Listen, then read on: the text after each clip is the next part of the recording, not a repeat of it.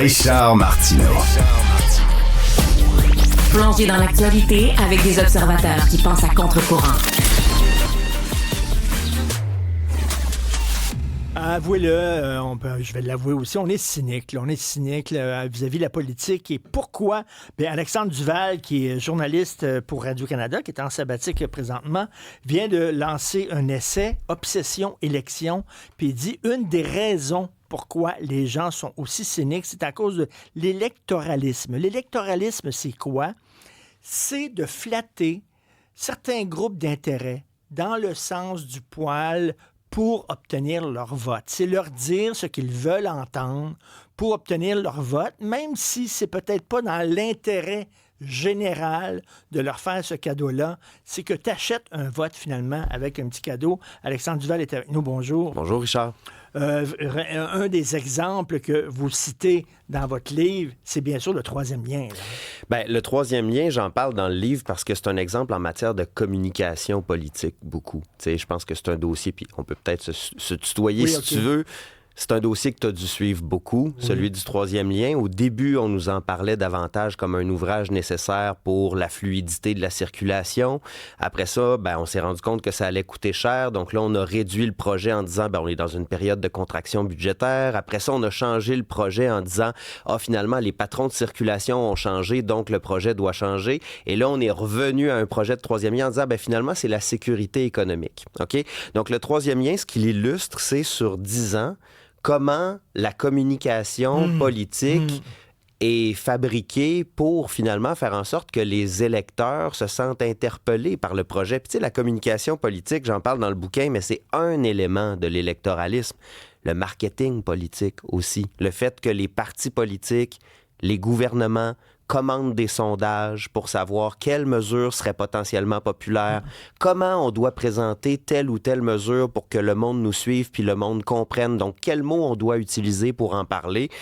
Tout ça, c'est des réalités qui sont nouvelles. Nouvelles, OK, je vais être plus nuancé, disons. C'est des réalités qui se sont cristallisées depuis 100 ans. OK? Puis c'est ce que je diagnostique un peu dans le bouquin, c'est-à-dire c'est normal que les politiciens cherchent à plaire. C'est normal que les politiciens cherchent à faire élire. Ils font de la politique pour ça, pour atteindre le pouvoir, OK? Mais depuis 100 ans, la communication politique a explosé. Tu n'as jamais eu autant de conseillers en politique qu'aujourd'hui. Gouverner par sondage, c'est une expression, mais c'est quand même vrai qu'il y a beaucoup plus de recours au marketing politique qu'il y en avait il y a 100 ans. La ligne de parti est beaucoup plus ferme aujourd'hui qu'elle l'était il y a 100 ans. Donc, tu vois, le système a évolué pour faire en sorte que les politiciens, même ceux qui n'aiment pas ça, jouer dans ce film-là, malgré eux, des fois, doivent jouer dedans aussi. Écoute, il y a toujours cette chanson des Rolling Stones que je cite régulièrement. « You can't always get what you want. Sometimes you get what you need. » Moi, je suis peut-être idéaliste. Je m'attends d'un politicien qui dit « Voici ce dont vous avez besoin. » Pas ce que vous voulez, parce que vous voulez peut-être une mauvaise affaire dont vous n'avez pas besoin. Je comprends ce que tu dis. Moi, j'ai un programme et voici ce dont vous avez besoin. Puis il m'explique son programme et pourquoi c'est bon. Mais là, on dirait non. Qu'est-ce que tu veux? Des Smarties rouges? OK, je vais t'en donner. Toi, qu'est-ce que tu veux? Un troisième lien? OK, je vais te le donner. Mais tu sais, on peut...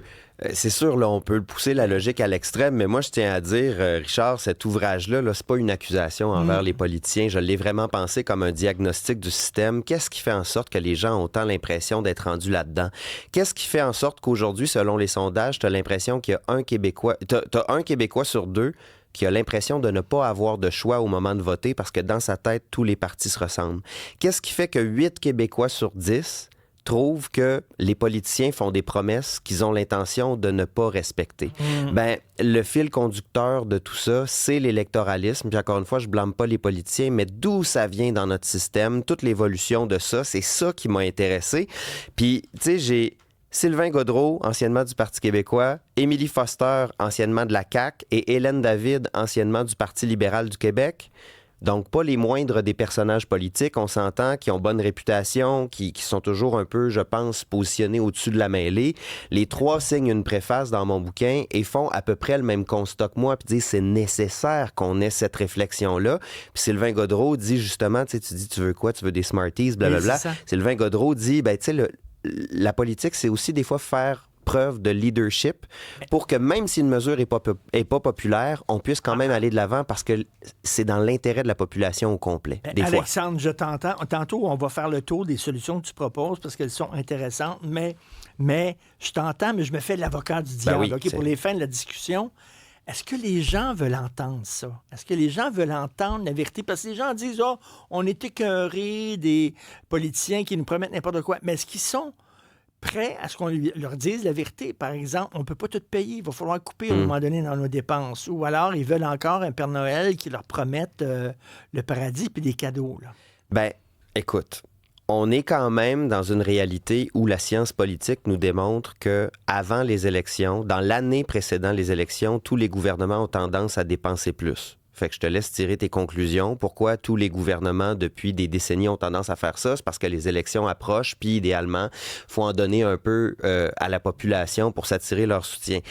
Moi, je pense que les citoyens, quand on les informe bien, les citoyens, citoyennes, quand on leur dit vraiment ce qui se passe, puis on le fait honnêtement, puis on prend le temps, je pense qu'ils sont capables d'embarquer dans le bateau. T'sais. Des fois, il y a des décisions qui sont difficiles. C'est tough gouverner. Je voudrais pas, personnellement, là, regarde, moi, je suis journaliste, je voudrais pas être à la place des politiciens. Ils ont tout mon respect de sacrifier autant de choses dans leur vie personnelle dans l'objectif d'avancer un peu notre bien-être collectif avec leurs valeurs personnelles, OK? Mais je pense que le danger de ne pas nommer les choses, c'est de se retrouver avec des gens qui sont de plus en plus déçus, des gens qui sont de plus en plus cyniques. Puis quand les gens deviennent cyniques, éventuellement, ils décrochent de la politique ou qu'est-ce qu'ils font? Regarde aux États-Unis, ils se polarisent. Donc là, il y a une nouvelle caste de politiciens qui arrive en disant « Les politiciens traditionnels vous ont déçus.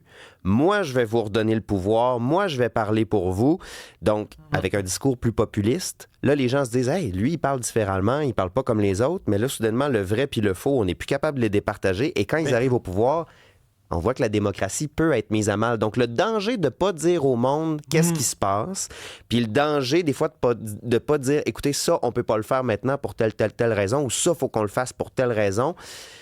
Les gens vont pas voter, ou alors les gens vont se tourner vers des politiciens qui disent « Moi, j'appartiens pas à cette caste-là, je viens de l'extérieur. » Une des solutions que tu proposes, des mandats plus longs pour que les gouvernements ne sentent pas qu'ils ont absolument besoin d'un deuxième mandat pour mettre en place leurs mesures fortes. Puis c'est tellement vrai. Ils disent toujours, on n'a pas assez de 4 ans, on a besoin d'un deuxième mandat. Puis on dirait que dès qu'ils sont élus, obsession élection, dès qu'ils sont élus, ils pensent à leur réélection. Richard, c'est même pas on a l'impression que c'est la réalité. Puis j'en parle dans le bouquin. Des stratèges des principaux partis politiques au Québec dans des études en sciences politiques l'ont dit en entrevue anonyme que, l'élection est finie, tout de suite, on commence à préparer la prochaine. Okay? Donc, on vit sur des cycles de 4 ans, mais dès le jour 1, on prépare celle qui va y avoir lieu dans 4 ans. Puis, je répète, c'est pas l'opinion d'Alexandre Duval. C'est un travail de journaliste, de documentation. La solution d'allonger les mandats, c'est pas la mienne, c'est celle, entre autres, de Rick LaRue aux États-Unis, qui est un analyste, un politologue. Puis, ce qu'il dit, c'est... Le premier mandat présidentiel aux États-Unis devrait peut-être être de 6 ans. Pourquoi? Parce que 6 ans, ça permettrait à un président d'asseoir véritablement ses réformes. Ça permettrait aux citoyens et citoyennes de voir vraiment c'est qui ce gars-là ou c'est qui cette fille-là qui vient de prendre le pouvoir. Puis s'il sollicite un deuxième mandat, M. LaRue propose que ce soit juste un mandat de 3 ans.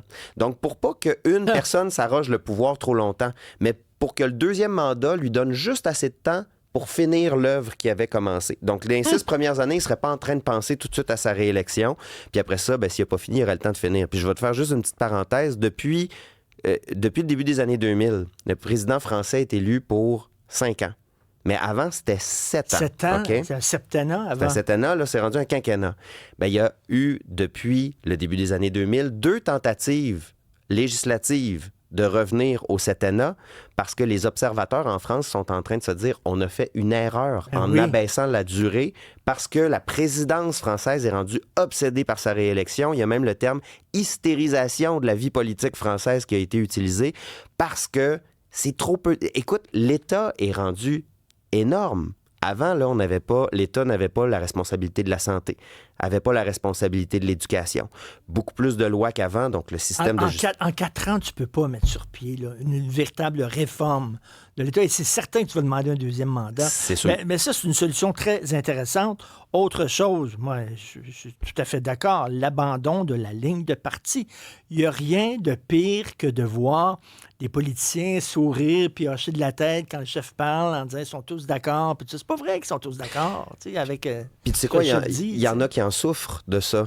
Ben oui. Il y en a qui sont partis de la politique, puis là, on peut parler de Catherine Dorion, mais on peut parler de Claire Sanson, une conservatrice, une solidaire, je veux dire, aux antipodes idéologiquement parlant. Les deux sont partis en disant à peu près la même chose, mais tu as tous ceux et toutes celles qui sont partis plus sobrement, dans le silence, sans dire qu'il y a des choses qui ont trouvé dures dans la vie politique. La ligne de parti en est une.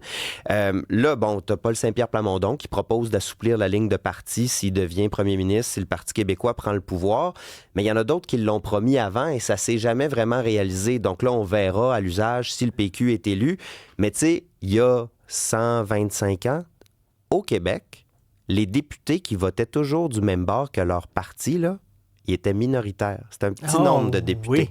Quand tu regardes l'évolution des votes, c'est à partir de Maurice Duplessis que là, ça s'est vraiment cristallisé. Les votes étaient toujours du même bord, mais avant ça, puis c'est documenté en sciences politiques, les députés contredisaient leur propre parti, posaient des questions difficiles à leur propre ministre quand ils étaient dans le parti gouvernemental et c'était accepté. Et tu peux gérer comme ça avec un parti qui se chicane entre eux autres, puis tout ça? J'ai envie de te dire là-dessus, regarde ce qui se passe au municipal. Il y en a combien des municipalités au Québec dans lesquelles il n'y en a pas de parti politique? Les gens sont élus puis ils s'entendent sur des projets. Des fois, ils sont pour, des fois, ils sont contre. Des fois, ils vont faire des alliances sur des projets. Est-ce qu'on pousserait jusque-là, la disparition des partis? Depuis l'apparition de l'ouvrage, il y a un citoyen qui m'a écrit pour me dire « Hey, moi, ça fait longtemps que je réfléchis à ça, puis ton livre me fait encore plus penser que ça pourrait être une solution. » Moi, je dis pas que c'est une bonne ou c'est une mauvaise chose, juste ça existe. On vote pour des personnes en qui on a confiance puis qui semblent solides. Puis après ça, eux autres se mettent ensemble puis essaient de gérer pour le mieux. Est-ce qu'on a besoin de passer par des partis? C'est une bonne question à poser. Là. Richard, à la base, notre système ne fait pas en sorte qu'on élit un parti. Dans notre système parlementaire, on est censé aller voter pour un individu. C'est ça la réalité théorique de notre système. Mais graduellement, à partir, disons, début des années 1800, là, c'est venu assez vite, il y a des familles idéologiques qui ont commencé à se créer, puis à se cristalliser, puis à devenir de plus en plus fortes. Mais les partis politiques, c'est pas la base de notre système. La base de notre système, c'est des candidats en leur nom personnel qui sont censés se faire élire par la population. Fait qu'il y a eu des changements énormes dans notre système qui font en sorte qu'on en arrive aujourd'hui à cette situation-là où il y a beaucoup de citoyens et citoyennes qui décrochent. Je pense que les preuves sont là que l'électoralisme en est responsable, puis il faut se poser la question d'où ça peut nous mener. Ça s'intitule « Obsession élection ». Il faut le dire, ça ne s'adresse pas là, aux politologues, aux lologues. Ils peuvent le lire. Oui, mais ça s'adresse, c'est pour l'électeur. Là. Moi, j'ai écrit en me disant, les électeurs, les électrices qui se sentent déconnectés du système politique puis qui comprennent pas trop pourquoi, ou ceux même qui sont fâchés, ça se peut. Ce sentiment-là, il vient de quelque part, donc il est légitime. Je dis pas qu'il est vrai en toutes circonstances, je dis pas des fois qu'il n'y a pas d'exagération dans les perceptions, mais ce que je dis, c'est si ce sentiment-là existe, aussi bien expliquer aux gens, il vient d'où ce sentiment-là, pour que les gens, après, puissent se faire une tête, à la limite, exiger quelque chose de différent, puis aient peut-être plus de recul et plus d'empathie par rapport à nos politiciens. Ce que je veux dire là-dessus, c'est que si on se mettait dans les baskets de nos élus nous-mêmes, on trouverait peut-être ça bien dur, nous autres aussi, de déroger à la ligne de parti. Fait que quand tu sais d'où ça vient, des fois, t'es un petit peu plus prudent dans tes jugements. Et contre la polarisation, ça, c'est un gars de Radio-Canada puis un gars de Québécois qui s'entendent pour dire ça. Là. Non, mais on peut se parler. Hein? Ben oui. Alexandre Duval, journaliste, merci. Livre très intéressant. Salut. Merci, Richard. Bye.